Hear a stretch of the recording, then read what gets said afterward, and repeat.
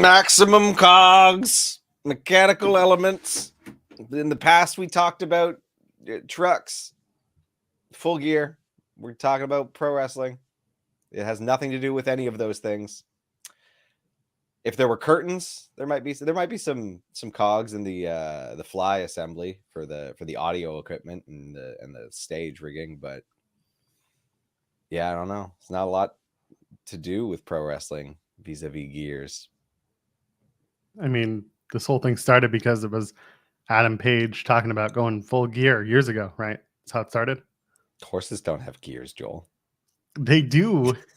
They do. His tractor does. His riding mower does. There we go. That's an old ass tractor if that's the case. What are we doing here? I don't know. Full goo. We went full goo. My brain is going full goo right now. I tell you what. Doing a 10 a.m. start time on a Sunday was probably not the best idea, but here we are. I got my coffee. I'm going to start off by saying, yo, New Jersey trash. Oh, buddy, I could tell you stories. Like, what is wrong with New Jersey? I thought it was just like a stereotype, but they actually do seem like trash. There was a lot going on last night. We're going to talk about it. We got plenty to talk about wrestling-wise. A Full Gear, a lot of chatter coming out of that. We've got stuff about WWE. We'll talk a little bit about that. We're not going to talk about Impact because Tim wants to watch Impact but can't commit the time. I'm sorry, friends. I'm just trying to be linear for my last show. To be totally fair, I barely committed the time to WWE this week. So did I. It's great. I was too busy unpacking. Yeah, it's mostly Full Gear talk. That's fine. Hey, SmackDown a little. Yeah, we'll talk about SmackDown a bit. So let's leave a thumbs up on the video. Hey, while we're hanging out here on youtube.com/Fightful Overbooked. Maybe you're watching us on another platform like Facebook. Go ahead and leave that the thumbs up or the heart emoji. Hi, Grandma. There you go. Hey, listen, if you're watching, hi, hello, it's good to see you. Chat, hello, it's good to see you. Leave us a comment if you're watching after the fact here at youtube.com/Fightful Overbooked. That gets your friends finding us a little easier because of that whole magical system that YouTube has that I can't say the word of that starts with an A. And you can subscribe to us here at Fightful Overbooked, okay? And while you're here, if you want to financially support us, we have our super chats. Go ahead, youtube.com/Fightful Overbooked. Hit that little button with the dollar sign. Any amount gets your question or statement read on the air, but we also interact with the chat. So let's just be nice. If you want to support us, we always appreciate it. And we have our Discord. Twitter is burning. Join our Discord instead. Is our Discord still a thing, Tim? I haven't been on Discord lately since the new Call of Duty came out. But I haven't popped into our Discord in a little bit. I should probably do that. You just upset Mod Mike so much because he does so much work in that thing. It's a thing of beauty. I'm so busy. I'm so busy. Are you too busy to watch the professional wrestling? It really is too early to do this show. Holy shit. We made a big mistake. Okay, I gotta go film the other half of the music video I was filming last week right after this. So it works. That's right. That. I heard about that music video. Yeah, it's an evil bunny. What, an evil bunny? Are we doing the White Rabbit? Is somebody Uncle Howdy? It is a white rabbit. You know what? I guess some things just seep into your brain and it ends up kind of being a little serendipitous. Anyway, if anyone's in Toronto, I know at least one or two of you are. We got a show December 2nd, Supermarket. Come check it out. It's not at your local supermarket. It is at a venue called Supermarket. That is fun fact. I once opened for the Tragically Hip at that supermarket venue. That sounds awesome. Yes, I miss the Tragically Hip. Anyway, yeah. Love you, Gord Downey. Love you every day. Let's talk about Full Gear before people are just like, oh, God, they spend 5 minutes talking about music. Oh, God, they hate music. They hate wrestling. I hate some music. We'll get to that later. Yeah, we can get to that now. So All Atlantic Championship is going to be on the line on Wednesday. Looking forward to Hager and Orange Cassidy. But first, we had to go through Full Gear and the 0 hour. What do you think of the opening match? They had the Factory versus Orange Cassidy, best friends, Rocky Romero, and Evil Danhausen. Didn't watch it. Was it good? I watched Eddie Kingston versus that Japanese man whose name escapes me. Jun Akiyama. Okay. Yep. So that having Danhausen show up and be evil was weird to me, not for any bad reason. They've been kind of teasing it for a little bit, and then they decided now that they wanted to go for it. That being said, it was a different evil Danhausen than I've ever seen before, because the old evil Danhausen was like super duper evil. This was different. It's fresh. We'll see what they do with it. But after later on in the night, he was just back to regular Danhausen. Yeah, that's what confuses me. So you're talking about this, and then like the one when I saw him in the backstage with Hager and yeah, Jericho, it was fine. He was normal Danhausen, just being a weird background ghoul wearing a giant oversized suit, of course.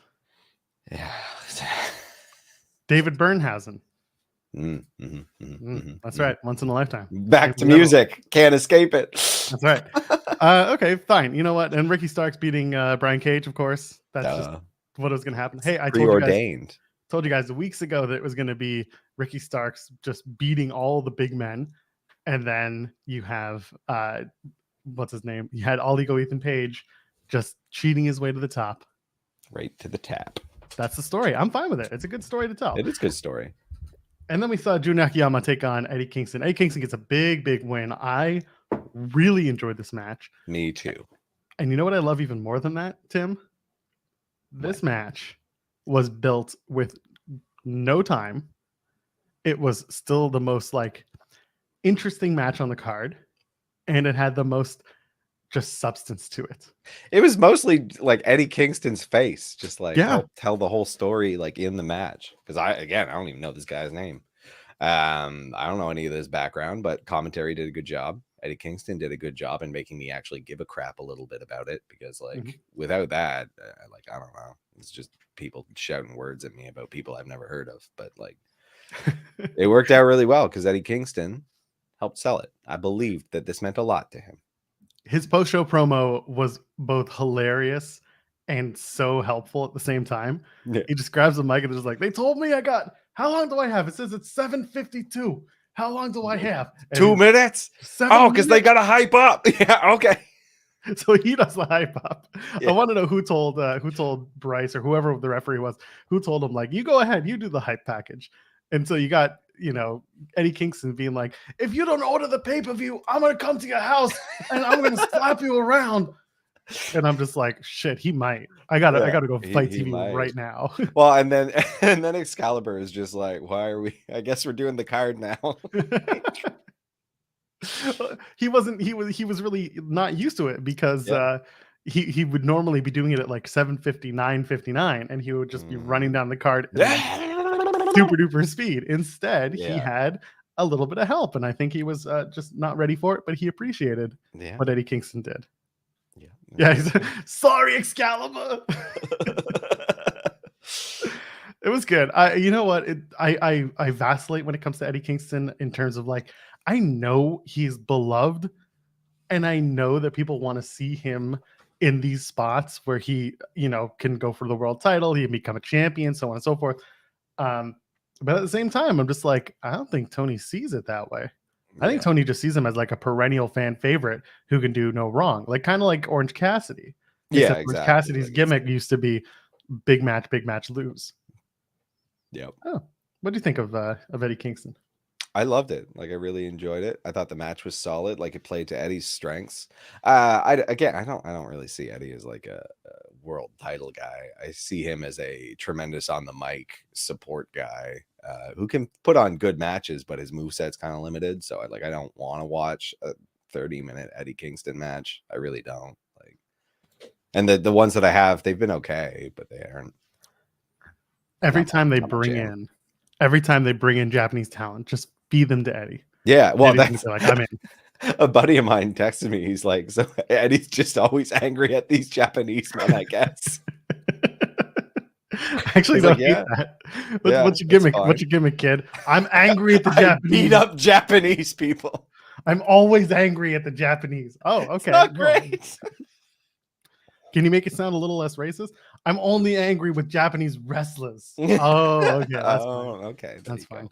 All right. Jungle Boy Jack Perry and Luchasaurus open up in the steel cage match. Really good match. I had lots of fun. The finish kind of fell a little flat just because of some moves, but I wouldn't mind it. I thought it looked okay. I don't know what fell out of Luchasaurus's mouth during the snare track. I'm gonna hope it was his mouth guard if he wears one. Yeah, I hope it was a mouth guard because it was just this like blackish looking plop. I couldn't on replay. I couldn't make out what it was. Let's hope But it that wasn't a elbow flop. drop was like so weird but good, like in a way, because he did it right. He came down and he like popped right into him, and then he kind of like hovered for a second. I guess his arm kept him aloft. Just really powerful shoulders, and then the table just kind of went, which didn't help them, unfortunately. At But least it like, wasn't like a very obviously pre-cut table. Like no, yeah, not like. it had the bend in it, but it wasn't like the crown jewel. It table. wasn't the same. Yeah. And then, yeah, I didn't mind it. I thought the finish worked. I like the elbow drop was like beautiful, like picture perfect. And then the table just didn't quite break as I thought would have looked the most interesting. But the snare trap was fine. It wasn't in there super tight, but what wrestling choke is these days. It was better than Tommy Dreamer's elbow flop from Yeah. last week on Impact. Tell you that much. Mm. It worked, and plus Tommy ain't going to the top of anything. No, maybe I'm not going to make that joke. I'm not close enough with them. I can't make the jokes. But no, I enjoyed it. I'm waiting until they clear Christian Cage so that they can do Jungle Jack Perry versus Jungle Boy. What are they calling him now? They're transitioning him to Jack Perry, which is right. The right move. They're doing the slow work to get him from Jungle Boy to Jack Perry, which will actually give him some longevity rather than just Jack. Jungle Jack. No. I think they're phasing it out. I think slowly they will transition to him just being Jack Perry. Thank God his name is not Jim Perry, because Jungle Jim would have been a Jungle very Jim, awkward time. Look at me, I'm Jungle Jim Perry. I have a ring in my backyard. Anyway, I eat bugs, not anymore. Sorry, he talked about that in the post-show scrum. He's just like, someone asked him about the development of his character, and he was kind of like, well, they used to have you like go into the back and eating bugs and da-da-da. I was like, I think I'm past that. And I'm like, I think you were past that when you were 9, but here we are. Yeah. Trios Championship. So the Elite come back, carry on my wayward son. Big fan of having them get Kansas. That was so good. It was such an epic entrance. Very, very happy. Like, it's such an epic song. I love that tune. And I didn't know that. I guess there was rumblings of something like this. I've been off of Twitter because it has been hot dog shit. Yes. My God, that was an awesome thing. I was like, oh, Kansas, that's so corny in them because of course they're basic as hell. But like it's still fun and like great tune. It's just I've heard it a bajillion times, but it really worked in this moment. Times. Yeah, I played it 100 times. It's a good tune though. I mean, it's fun. You have to do those harmonies. That would have been brutal. Yes, it's very difficult. I had the high ones because I have the voice of an angel. Not so much. I mean, I do have a voice, but anyway, the point is. Good match, a lot of fun.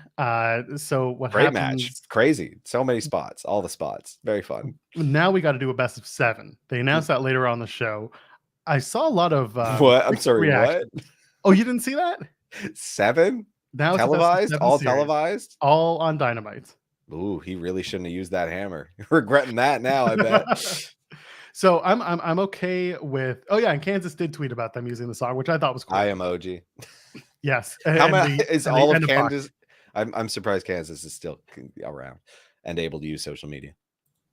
I mean, we all know how that works. Exactly.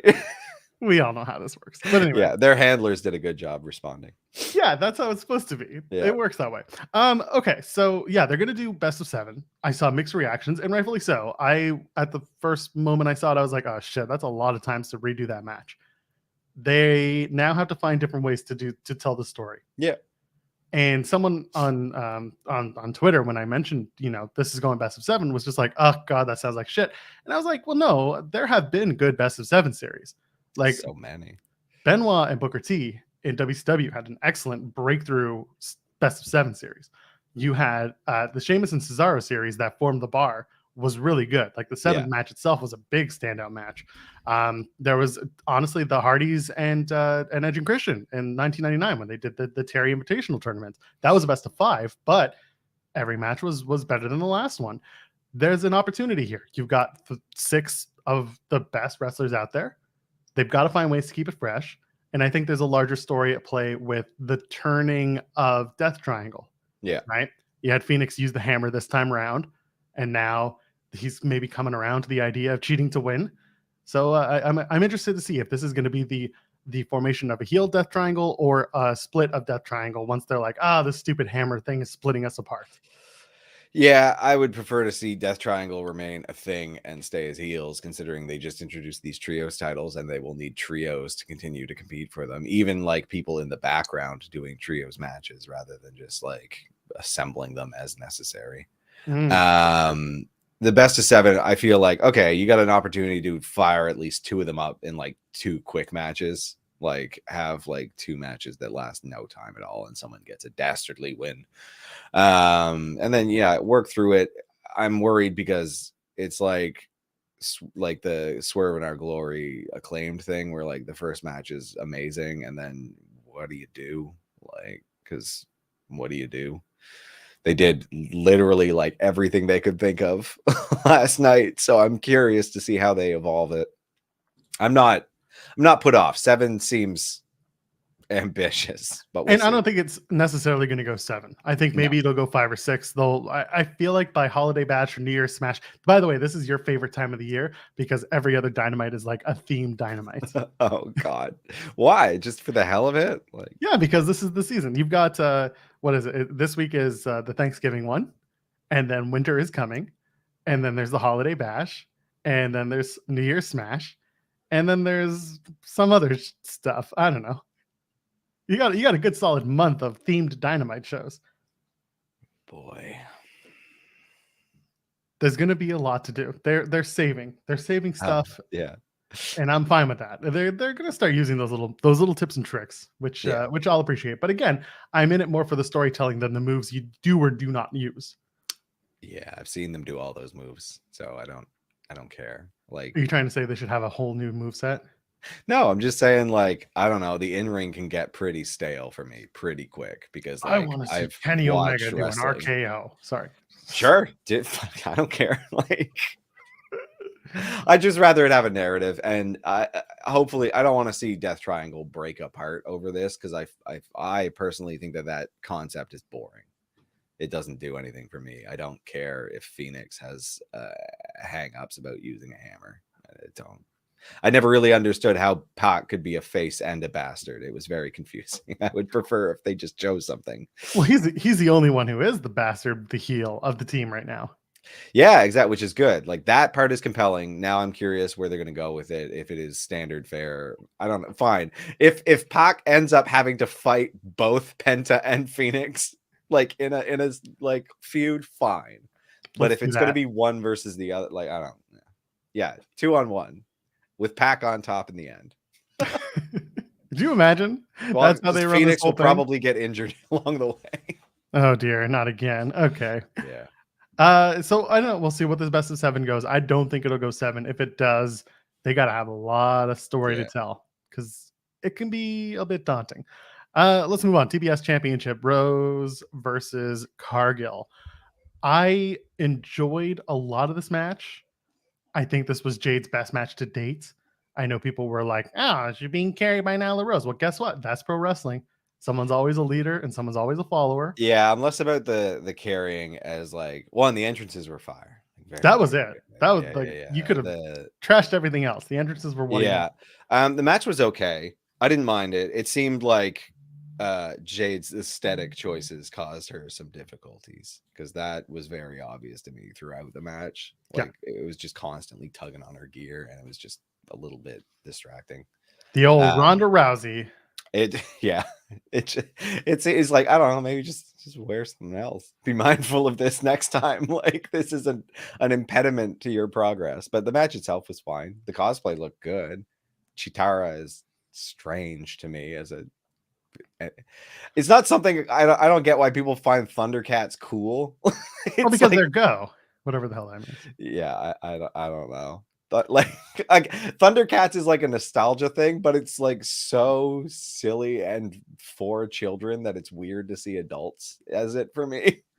I mean, it's that thing where it's everybody's nostalgia kick, right? And she mentioned, I think in an interview that she wants to play Storm, like she always mentions. I think she mentioned something about wanting to be a part of the Thundercats reboot. I don't want to see that. It's not for me. Not for me. Other people want to see weird weird enthonged cats go for it. Years ago, I was told, Hollywood is putting the kibosh on like original ideas, and they're mostly going with reboots and nostalgia because guess what? It always makes money. And I've ever since then, I'm just like, well, this sucks. I get it, but it's garbage. That being said, if she gets a gig out of dressing like Chitara, I'm all for it. Why not? I don't see Jade Cargill as acting very well, but we'll see. I don't know. I hear crossover star a lot. Oh, in the fitness world, sure. I don't know what she's crossing over to, buddy. I just keep hearing crossover star, crossover appeal. Everyone has crossover appeal.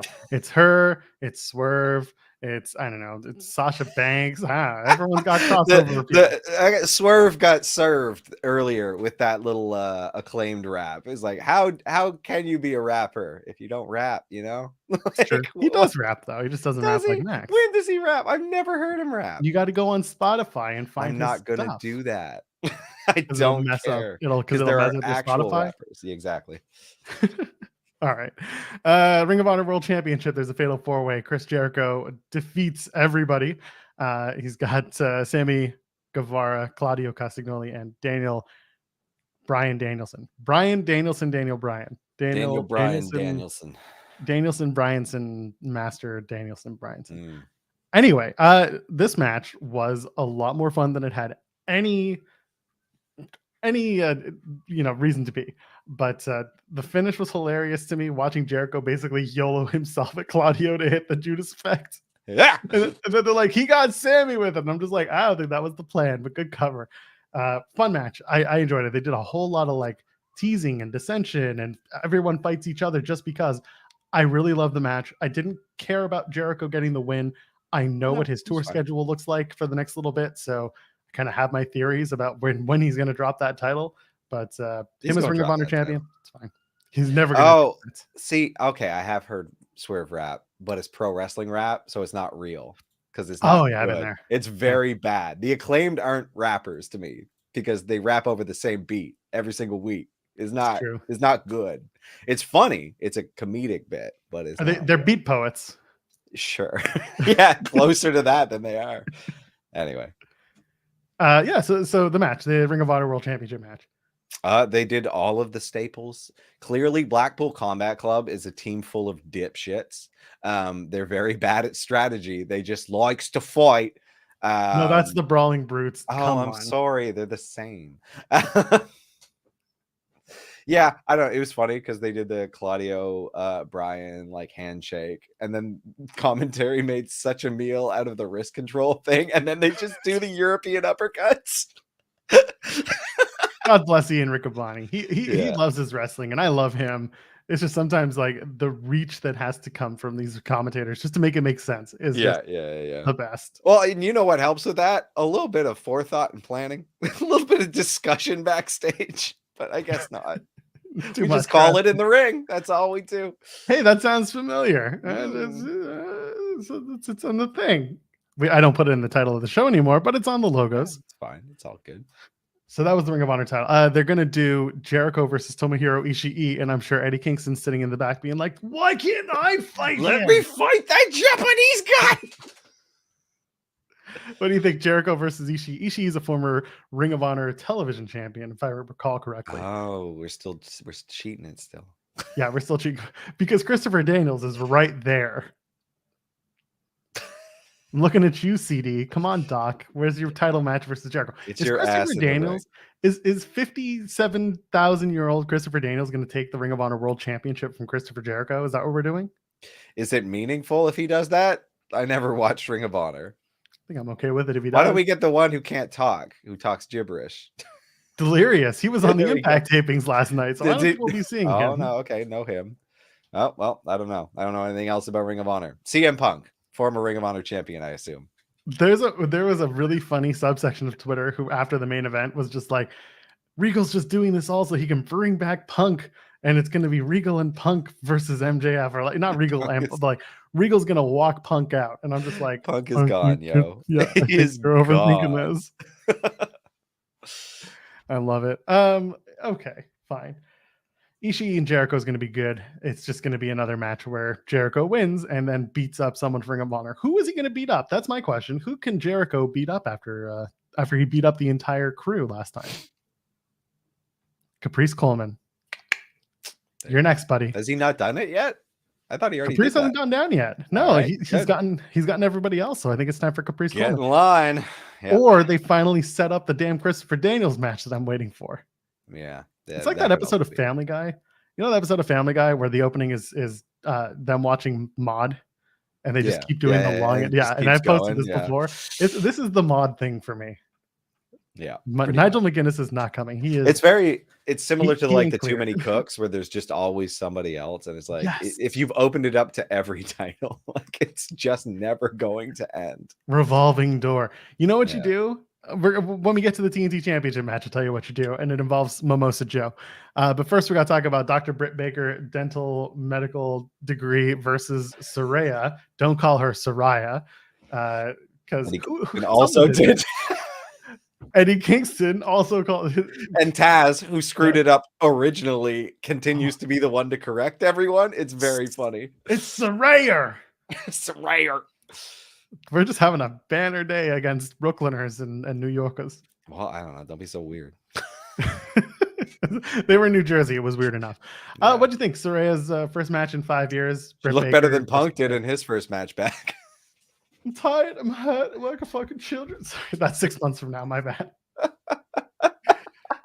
Oh man! So this is the first time I actually got to hear the lyrics to that stupid walkout song. Oh god, I hate. That is the most on the nose dumb garbage I've ever heard. Like, anyway, she wrestled okay. Her finisher sucks. Is that her finisher? Where the nightcap or the white? She hugs them like a baby and then she falls backwards. That's the like rampage. A baby. She's joking. I think that's the rampage, and now she calls it the nightcap. She had a whole bunch of like the Page Turner, and then they called it the Rampage. And Page Turner taken. Just say it. Well, no, she can't call it the Page Turner anymore because she's not Page, so she calls it the nightcap. Because her last name is Knight with Knight. Oh, I thought it was because she was a drunk or something. Is she? That was my first thing, and I was like, I don't think she drinks anymore. So that's a weird thing to say. She's anyway. Good match. It was pretty good. Yeah, it wasn't horrible. For what it was. Like, it was good. Like, and they gave it enough time, but not, like, again, more time than Punk's first match because he eased back into it, only to throw it in the toilet. I mean, also, Saraya wasn't fighting someone who literally launches themselves under the bottom rope at each other's bodies. Yeah, for fun. He's in a match later on tonight, or last night. Either way, Saraya's here. I don't know really what they're going to use. Championships. That's what was shouted after she won. JR, holy shit. Just being like, oh, she's got to go for the championships now. And I'm like, does she? Does she? Is that the right move? Oh, you don't know how to do this anymore. I forgot. Oh my God. I get the emphasis trying to be made on going for titles. I get it. And that's important. Yeah, of course. Holy shit, JR. Give it a rest. Just chill out for a minute. Yeah. Saraya just got here. I don't think I need her in a title match. Just yet. No. Let her win the title at All Out next year. Let her go to the scrum with her muffins, and then we'll go from there. How's that? Oh man. Everybody wants to cancel me. TNT Championship match: Wardlow versus Mimosa Joe, Samosa Joe, Ragosa Joe, our favorite Joe, and Powerhouse Hobbs. Everyone was under the impression that Hobbs was going to win here. I really think so. Okay. Was that the? I don't know. What would have been wrong with Wardlow retaining? Huh? And I would have been fine with that. My sentiment was that Hobbs and Wardlow would have had a one-on-one match at Revolution pay-per-view because they're going to be in Hobbs's home area, right? They're going to be in San Francisco. That would have been fine for me, and that would have been Hobbs's crowning moment. At the same time, Hobbs isn't the face right now, so him winning on home soil would have felt a little dicey. I don't know. They seem okay with. Anyway, it's a mess. People. Mimosa Joe wins. Has 2 titles now. He's the king of television. Fine. Yeah, I don't mind how it happened. It's fine that Hobbs got choked, but like we all need to be choked sometimes, Tim. Why does Samoa Joe have 2 titles? There are too many titles.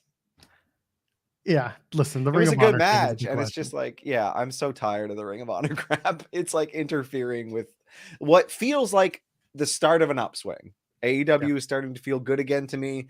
WWE is starting to recede a little for me. Like, I think we might be going back towards the other way in the old tug of war. But we got to deal with this Ring of Honor stuff because it's making a mess of things, in my opinion. Like, there are too many belts. Samoa Joe doesn't need 2. I don't get this decision. You're right. He needs 20. Sure. At least that's more interesting than 2 at this point. Send him to Impact. Have him win all the titles. Yeah. X Division champion Samoa Joe. Just call him the Belt Hoover, Samoa Joe. The Belt Hoover. He's not the belt collector. He's the Belt Hoover. Yeah, exactly. Sucks him right up. Oh, you're trying to say he's fat? Yeah, like Kirby. I enjoyed the match. It was just one of those big hoss fights. It didn't overstay its welcome. It was just like in, out, beat the shit out of each other, and Mimosa Joe gets the win. Yeah, it was very good. Simple. Enjoyed it. Did its part. I don't want them to combine the TNT titles or the ROH TV title. That's what I was worried about, because like when I saw it happening, I was like, "Uh-oh, what's happening here?" Yeah, I just I'm wondering what they're going to do with that. I think I'd rather just have him drop the Ring of Honor World Television Championship, and then have whoever that is be a Ring of Honor person, and have Joe move on to weekly TV. Yeah, I think that would be better. Like, I just, we got to sort out the Ring of Honor thing. The only thing I would miss from Ring of Honor is Ian Riccaboni, who I find. Well, Ian's going to be there. The whole point is that Ian and Caprice are going to be back. Oh no, I know that. Oh, you mean I will not be, I will to probably not be. Yeah, exactly. I understand. We will see, but maybe I'll watch that instead of Rampage. So, like, I'm going to bring this up because Graham is like half joking, but like I do want to be serious. Like, Ring of Honor, I wish Ring of Honor was a tab on a shitty app at this point, and like I kind of do too. And like that goes back to the CM Punk scrum right after Tony had bought Ring of Honor, and Punk was all elated that Ring of Honor was under Tony Khan's hands. I'm sure he loves that still. But the point being, Ring of Honor is still nowhere. And last night, like, this when is asked silly, about like, it, Tony Khan was just like, I don't want to put it on an app. He basically said, I don't want to put it on an app. I want a TV deal. And I was sitting there like, why? Get one done then. Like, you have access to so much money, and there's no excuse. Like, your parent company has 1 trillion options for you. I get that you want the best possible one, but like sometimes you got to go on Discovery America or Destination Discovery America. Plus has a streaming network that no one wants right now. Add some value there. Like, sometimes you got to do a show on Pop TV for a few months just to add value to your product. Sometimes you got to be on the TV Guide channel. Just do it. Your investment will not be lost. It'd be nice to do something different. Sting and Darby Allin. Speaking of something different. Take on Jay Lethal and they had Satnam Singh do things. That was good to see. Some of them were good. Big fan of Satnam Sting. Goes for the what do you call it? The Sting bomb? No, the Singer Splash. Jesus. Oh God. No, this match was fine. It was fun. Yeah, it was a walk and brawl. It was different, you know, like it. I liked how everything had its own like kind of spot and purpose on this show. Like, it really felt like they ran the gamut of like what pro wrestling can be, and it was fun. I really liked that this had its own little thing. It was the let's fight all around the arena match. Yeah. All the crazy Darby spots were in there. Sting nearly landing on his forehead again, thanks to Satnam Singh. Like, what? That is the Sting way now. Whenever he does that dive, he does it head first. He just he really like goes into it, and it's like, man, Satnam Singh is not that, like, you're a bigger guy than Darby, and you can't just chuck yourself at him and trust. Like, you can't even do a choke slam. What are you doing? Like, lead with your torso, Sting. Lead with your torso. Give him something to grab at least, rather than your like narrow old man hips. Like, oh no, not the narrow old man hips. What are we doing? What are we doing? In the end, the coffin drop mixed with the scorpion death drop was fantastic. I loved it. It's very good. That's the way you get a big man down. You have to have the double team, and it's the two guys who have to like work together in tandem just to take out the giant. I loved that. Other than that, I match was the match. what do you do next? Jeff Jarrett has got to go, right? Like not go, but like I don't know. fade away for a while. Why did this happen? Like, because you got to give Jeff Jarrett a payday before he starts booking you towns. oh my god, I don't. I'm a fan. I'm a fan of Jeff Jarrett's back. What he's going to be doing in the background, what he's going to be doing backstage. I'm a big fan of that. I think that Jarrett is going to book them new territories and new cities that they haven't thought of, haven't had access to, haven't even had a chance to pay attention to. Him and Rafi Morphy, who do the Morphy. Well, anyway, the guys who do the live events and the bookings, they're going to open up some new doors, and I'm a big fan of that. It just needs to happen. Yeah. But I don't need Jeff Jarrett on my screen every week. I don't know. He came to tear things down or whatever. He's going to tear it down by having, live events at baseball stadiums in the middle of winter. Oh. Yeah. Anyway, they changed the women's interim championship last night.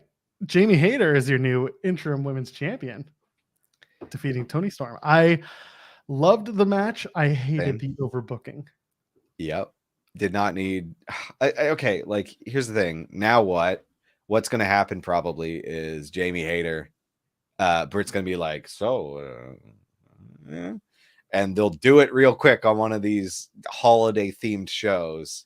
Probably separate Jamie Hayter from her crew as they should, because she's too over, and like it made a mess crowd wise last night, because like this keeps happening where the heel gets like so over, and then it's just so weird to watch these fans. Like it just takes me out of it, because like there's no like it that destroys the story entirely. Like I'm okay if you're like quietly cheering for the heel, but in the arena, like it really just gets kind of corny to me, where everyone loves the bad person, and it's just like, okay, we're not even trying to tell a story. Like, and it's like, well, okay, I thought everyone loved Toni Storm. What happened to that? They love Jamie Hayter more. Exactly. It's just this weird balancing act, and it's like, well, I don't know, maybe Toni Storm needs more of a personality or whatever, but like now this is better. Like I'm glad Jamie Hayter has the title. She's deserving of it. I think she's one of the most compelling wrestlers on AEW television.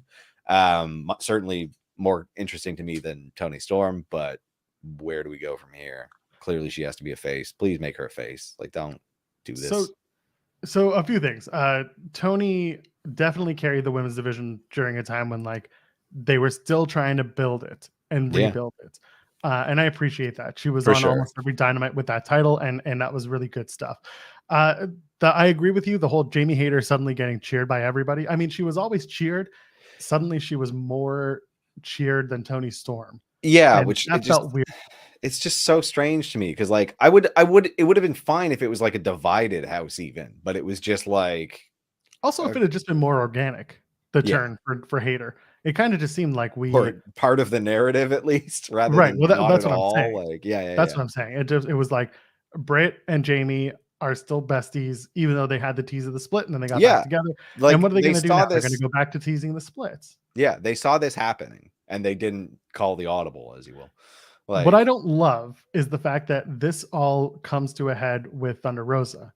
And who was Thunder Rosa feuding with before she was injured and had to go? Toni Storm. Toni Storm, Britt Baker. Now you got Jamie Hayter. Jamie Hayter was always part of the Britt Baker group, was always, with Rebel and all that stuff. So it's still a lot of the same. I don't understand the idea that people had enough of Toni Storm. I don't think people had enough of Toni Storm at all, quite frankly, because she was still getting cheered. I think part of the problem was that she was kind of shoved to the side when Saraya showed up. And this isn't me shitting on Saraya, because people know how I feel about Saraya as a human being. I just think that like shiny new toy came in, and suddenly it was, we got to give her Britt, and Britt is the leader of that trio. Yeah, I think that's where everyone is at. Like this shiny new toy crap is like constant. Like everyone has such a short attention span. Like people are still whining about Roman's title reign, and I was like, I think it's been pretty consistently interesting. Like there was a couple of lulls, as there would be over this length of time, but like with Toni, she hasn't even how long has she held that belt? Like a few months. Like Toni held it since All Out, didn't she? Yeah, which is one pay-per-view back, maybe just before that. Maybe it was Forbidden Door. Either way, like it hasn't been super duper long. Like if you don't like I don't know. Like I don't know what people want out of a wrestling program anymore because like someone has to hold the title for a while and you're going to see them wrestle every week ideally as part of a story. Like it would be better if the stories were more captivating, I think is the problem. Like we're just seeing the same matches, so they're tired of seeing the same match ups or the same move set because there's no story to keep it interesting. Like because again, once you've seen the moves and like there's some slight variation, but There's another side to it, and that's the idea of the interim championship in the past with AEW always sticking with the champion who held it until the actual champion came back. And so I think this was the first time where they blinked and said, let's do something different. Well, they did that a bit. Like I liked having the Elite lose last night, for instance. Like I thought that was really good to have them have this big entrance and then lose. Like I thought that was the right call. Like, you know. So like I don't mind them changing it up. I'm fine with Hayter taking this interim belt. I just wish they would have kiboshed the interim thing because it doesn't like when there's no timeline as far as I know. Tony was asked about that. So these were the other two things I wanted to get to. Tony was asked about the whole when does the interim belt just become a regular belt and not the actual championship. And he basically said, I'm giving Thunder Rosa as much time as she needs because of her injury, which I guess historically that's what he's done with other champions, right? Cody had COVID for a week, so they crowned him champion. That was whatever, not important now. But the point is, he had Mox, right, with the CM Punk injury and then Mox and all that stuff. The way that went down was also, you know, Punk was out for 3-4 weeks. And was he 3-4 weeks or 3-4 months? Holy shit. I don't know. It was months. It was months. Because he hurt himself after Double or Nothing, stage diving. Yeah. And then after Double or Nothing, he okay. So it was a few months. This time around, they decided to blink and they decided to do something different, but it's all staying within the same camp of the Britt Baker and Thunder Rosa story, right? Yeah, so it's hard to know where it's going to go then, just because this looming specter of Thunder Rosa is there. And on the topic of Thunder Rosa, not Thunder Rosa, but Jamie Hayter and Britt Baker, I had to remember names again. She was asked, you know, do you want to face her? And Jamie Hayter was like, yeah, anytime, anywhere. You know, I'll face Britt Baker. We've had matches before, but never on a grand stage. Yeah. So they're going to start planting seeds for that match. I think maybe they'll do a respect match and it'll turn into somebody turning on somebody. Yeah, for sure. That's exactly what I think. It'll be like Britt will ask, hey, so I'm your friend. Give me the first shot. Yep. Yeah. Yep. Sure. Why not? And then, yeah, it'll get heated in the moment. But you know who the real winner is going to be out of that? Rebel. She's suddenly going to become the TBS champion. She's going to end the 42-0 Jade Cargill. No. Become TBS champion. And she's going to be like, I want both belts. Geez. I see. Okay, so I see her just being a puppy stuck in between two owners, you know, and they're both just going to call to her. Come here. Yeah, exactly. Yeah. That's her. World Tag Team Championships, the Acclaimed beat Swerve in Our Glory. So it's the beginning of the end for Swerve in Our Glory. Keith Lee walks out on Swerve. Again. Match was fine. It was just, you kind of saw it coming if you had been paying attention. And I guess, listen, people were into it. They were into the split. They were into Keith Lee leaving. The Acclaim looked good. Swerve looks like a piece of shit, which is great. Like as a character, I'm all for it. You know, the match was what it was. I like the build to this one quite a bit. Like that rap was funny as hell. The music video with the budget Swerve and Lee. Yes. Shout out to Will Washington, who then called out in the press conference, called out the Acclaim. We're just like, he's like, what's up? That was his actual. He's like, he loads up the entire question, just front loads it with like, you know, you had your rap thing on Dynamite this past week. What's up? That's very good. Yeah, it was excellent. This is a good build. One small touch like I liked was the barricade spot where they had it leaning against the ring. Yes. And then like Keith just like stops Swerve from falling and then like shoves him over and then takes it himself. I thought that was cool. It's a nice little thing. Good match. Good match. Simple match. It wasn't. I think the argument could be made that it could have main evented a big Dynamite show. Yeah. But that being said, they did it the way they did it. And the show went off the air at 11:55 p.m. Eastern. So it was a 4-hour show. It didn't feel as long as it has in the past, which I appreciated. It No, was still a because long was ass show. very good. Like it was just, But it was a good show. Yeah. Let's get to the main event. Jon Moxley drops his AEW championship to Maxwell Jacob Fuckboy. Yeah, it was funny. Comes out, he's doing the Jersey, you love me, and then he's motorboating a woman. Got consent. He did ask. The woman said that he asked. May I motorboat thee? Pretty much like, can I? And she was like, okay. All right. I'm sure his fiance was over the moon about that. Yeah, very thrilled. She'll do a painting of it. It's okay. I'm so glad you know that. I'm so glad you know that. And then he comes out and while Mox is doing the intro, he does the jerk off motion. I'm just like, you are the consummate frat boy right now. I am such a fan. And it's over, is what I don't get. Like, why is he the face? Because it's Jersey. Oh, yep. As I said, y'all trash. You made it very clear. The reason he's over though is because he's charismatic in being that piece of shit. I know, but well, yeah, I guess the Conor McGregor thing, like exactly. And there are people who love the man to the ends of the earth, even though he is a giant piece of shit. Because he's charismatic and because he's someone that everyone's like, oh, I wish I could be like that. And I mean, I don't wish I could be like the MJF character that we just saw. be like the MJF character, and I choose not to be. I think most people would feel that way, but there are some people who think that you need to act a certain way to get over in your real life. Yeah. That being said, the match itself, it was fine. It was good. It was a main event AEW match. It was what it was. We were all just kind of waiting. It was either the Firm was going to show up or Regal was going to show up. Yeah. I said this last week or about Dynamite this past week. They did the Firm beatdown by MJF where he did a very comical beatdown. And I was like, so the Firm is probably going to reestablish themselves with Max. That's fine. And then people are just like, oh, but the Regal turn is going to be huge. And I'm like, it's not going to be huge because everyone's expecting it. It's not to me, a big swerve doesn't happen when everyone's screaming it from the rooftops. Yeah, it loses its impact. It's a shame that there's so much of that. Like people can't be ignorant or like put it together themselves. Like it's just there's so much commentary about it. Hence, we're part of the problem. We're talking about it right now. But like it's just very funny. Idiots, so it's fine. I barely pay attention, so. Yeah, we're just here talking to each other and chat. You're here too. Thank you. It's good to see you. But I don't love it.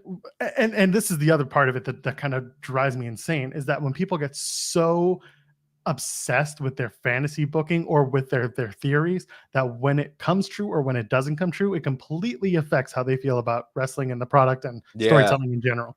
So you saw last night when Regal dropped the Nux, everyone went absolutely apeshit because they were like, oh, the thing we thought was going to happen is happening.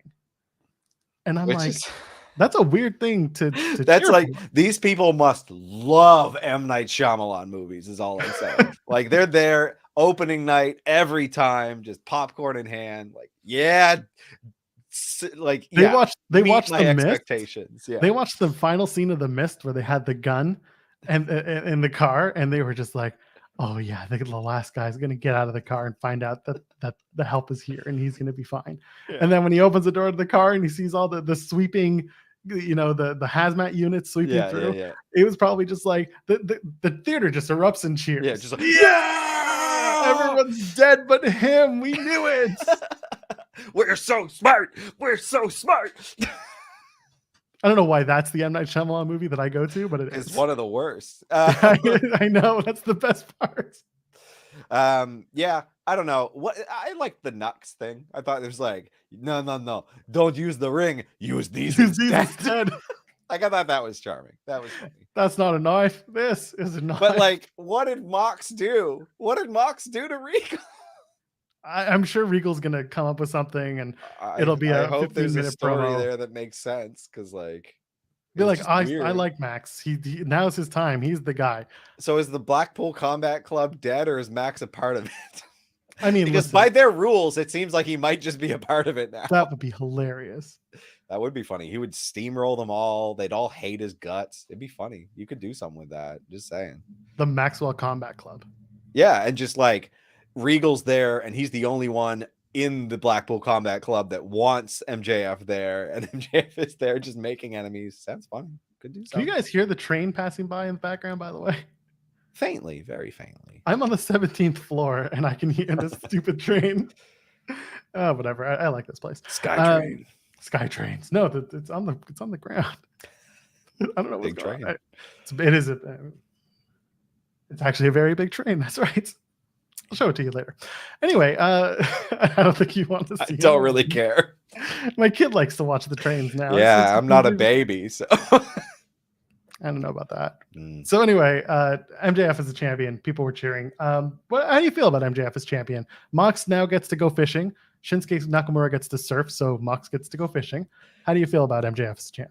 I like new blood in the championship picture, but his booking is now confusing to me, and I don't know who he faces, what the stories are going to be, if there's any. Like, at this point, it feels like it's just going to be matchups in various hometowns to make people confusingly popular or unpopular. Like, it's just, there's no story at all. Like, it's right.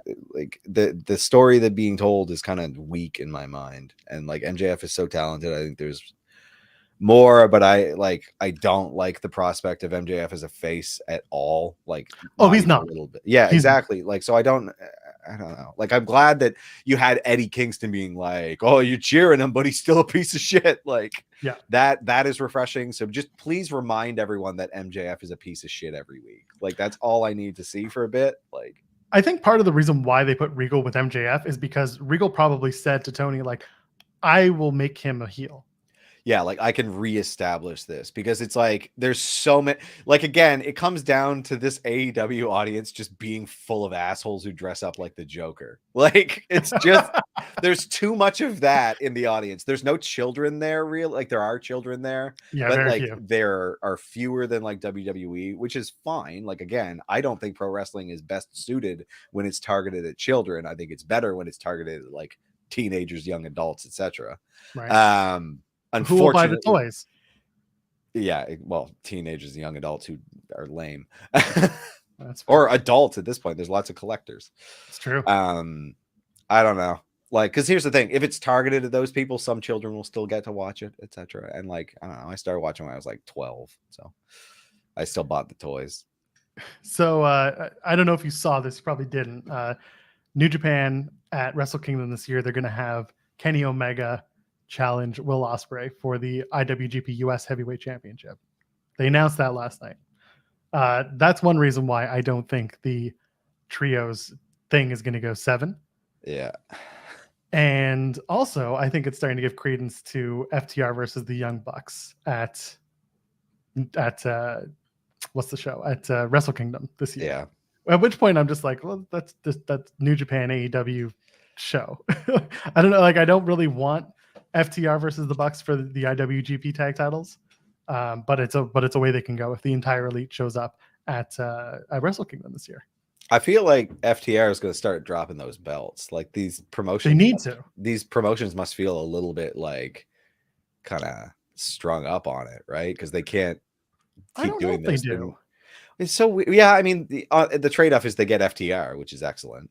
It's just like. And FTR comes out for the main shows. Like they'll do the AAA shows, they'll do the Ring of Honor shows, they'll do the New Japan shows. That's not the problem. It's just that it's hard to factor them in. It's true. It's fair. Like, yeah, there's so many belts. If they're like the promotion of all of the indies, this gets so complicated. Just wait until Sammy and Tay start defending their AAA mixed tag team championships again. Oh, they still have those there. They still have. Oh, do they? They may have dropped them actually at Triple Mania. I don't remember anymore. I feel like they still have them. I don't know. A lucha person in the crowd's probably going to tell Someone will correct you. Exactly. So MJF is the new AEW champion. It feels like they're kind of course correcting a little bit from the last few months. It feels fair. Like Moxley's going to have some time off, which I'm fine with. Yeah. And Regal and MJF is an interesting proposition. I enjoyed the pay-per-view overall. I loved it. I actually thought this was like a real nice return to form. Like, I really dug this pay-per-view. Like, I enjoyed all of it. I mean, I'm going to be honest with you. The build in a lot of ways was still not great. Yeah. But I'm willing now that we're in a full pay-per-view cycle starting this Wednesday, I am more interested than I have been in the last 8 months. Yeah, so it feels like AEW. they have some ideas now. There's some places to go with things. They just need to kind of do it. The biggest impediment in my mind is the Ring of Honor merger.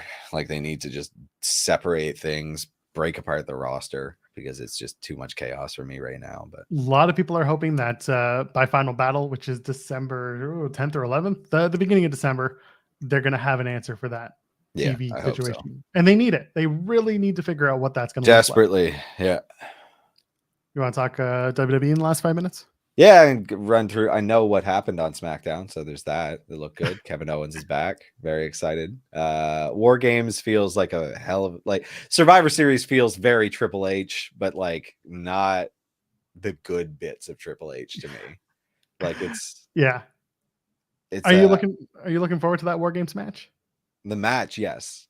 I don't Okay. think the story has been very good. Not really thrilled about it. It feels like it was booked for the matches. Like this pay-per-view is definitely like we need to make these matches happen, and we're not gonna really explain a good reason why. Like they have reasons, but they're not compelling to me for whatever reason. The Brawling Brutes seem like a strange foil against the Bloodline, because I don't really get their major beef aside from we lost the tag title match. Like They lost a tag title match. They want those tag titles. yeah, but getting them in a 5-man cage match is not going to do it. Like that's not how it works. They're just all angry at Solo Sikoa. Nobody else. Yeah, like I don't know. Make that the story. Make them just beating the piss out of Solo Sikoa for 20 minutes the match. It's an interesting pay-per-view coming up with Survivor Series and War Games. I almost called it Fall Brawl because I remember Fall Brawl War Games for WCW. It's gonna be a strange show. It's sooner than I thought too. I didn't even realize it. It's next week. It's next Saturday. So next week we're gonna be here again, and we're gonna be talking about War Games, and we're gonna hopefully be enjoying it as much as we enjoyed Full Gear. Yeah, but we'll see. Who do you think the fifth woman is for Team Bianca Belair? Okay, so right now it's Bianca, Mia Yim, and then Asuka and Alexa, right? Yeah. Charlotte Flair. So at the same time, I mean, that would be a pretty good way to bring her back. It would be confusing as all hell. Yeah, it would be very confusing. That being said, I wouldn't be against it. However, if she has a new character, she has to have a new character. I have a feeling it's going to be something ridiculous. Like it's going to be like Dana Brooke. If this were Vince McMahon's WWE, it would have been Dana Brooke. And then it would have been because of the whole 24/7 title thing. She's got to avenge her loss. I think she's a capable wrestler. Like she's fine. But that being said, I mean, Candice LeRae returning as the fifth woman, if they show that on Monday, great. If they don't and they make it a big surprise, that's not going to look good. Because as good as Candice is, she's not as popular with the crowd yet. Yeah. Because there's no reason for her to be like. No. Brought her back in Edmonton. What were you doing? Yeah, they don't care. It's I don't know. There's a lot going on, but they gotta round out the card this week. Yeah. We'll see. We'll see how it goes. I honestly feels like Candice LeRae is the fifth. It makes the most sense. Yeah, they'd have to treat it like they did this week with Kevin Owens, though. Like on TV, like you can tease not telling him, but like eventually get it out before that show ends, because it's not a night of thing. No, God, no. Again, she's not. If you can do that with Charlotte Flair, you cannot do that. Yeah. With Candice LeRae. I'm trying to think like who else would work. I know there's the whole Sasha Naomi stuff. If at one point Mia Yim is in the back knocked out, then Sasha Naomi coming back would be great. That would be great. Yeah. It's a shame for Mia Yim, but yeah, well, you hope that they do something out of that. Yeah, for sure. And like whatever, doing that as your like first major thing back, probably not a good idea. Yeah. Although she hasn't lost a beat. She did Impact for a little bit, yeah. Yeah, she did. She actually had a great showing in Impact. Yeah, she had great matches there. And we're going to find out, hopefully as early as Monday, who the fifth woman is for that War Games match. We'll see. There's plenty of time left. There's a week of build. There's 5 hours of TV. Oh my God, there's 5 hours of TV plus NXT. Always. Was there anything else we got to talk about? Stuff happened. LA Knight, Bray Wyatt. Yeah. Still very interested in that. I gotta watch that. LA Knight making some questionable decisions, slapping Bray Wyatt. What, you would do the same? I would, yeah, because I feel like he's slow and I could outrun him.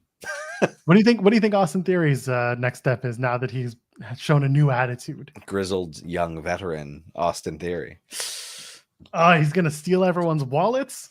Yeah. Oh, NXT 2.0 lives. Mighty have fallen. No, they're fine. They've got the no, Rock's they're not. daughter. They're creepy. They're great. They got the Rock's Oh, daughter. they do have the Rock's daughter. That They is a vote of Teflon. confidence. Yeah. They are absolutely Teflon. All right, they're good. They're good. They got 3 of the best trainers working with that woman. It's great. I love Joe Gacy. I see him every morning in the mirror. Yeah, fair. All right, let's get out of here before we have to actually talk about NXT. Tim, where can the people find you on the internet? You can find me at Tim Stone P, TIMBSTONEP, Twitter, Instagram. Check out my band. I got music stuff too. Tim Knox Music, TIMNOX Music, Instagram. Not on Twitter. No one's on Twitter. Twitter's dead. Yeah, band's Baby's First Pistol. There you go. Think about it. That's the name of the band, by the way. That's the name of the band. Baby's First Pistol. That's a weird thing. Yeah. To call it. Think about it. Big fan. We're dropping content every day here at Fightful Overbooked, here at FightfulOverbooked.com. I am at Joel Pearl, JOELPEARL. Ladies, gentlemen, friends beyond the binary. We'll see you in the next one. Cheers. Oh, go enjoy Sunday, I guess.